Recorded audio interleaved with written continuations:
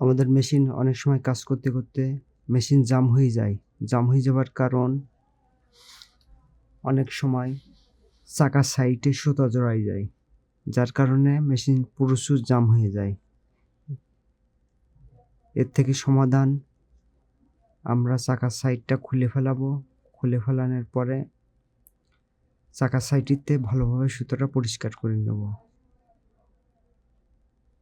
আপনারা এইভাবে সুতো পরিষ্কার করে নিলে দেখবেন মেশিন ইজি হয়ে যাবে। আস্তে ধীরে করবেন।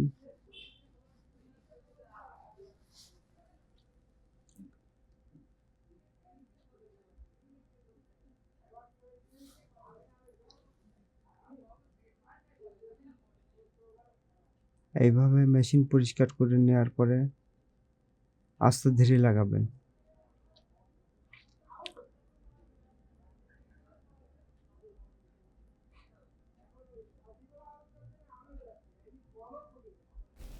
মেশিন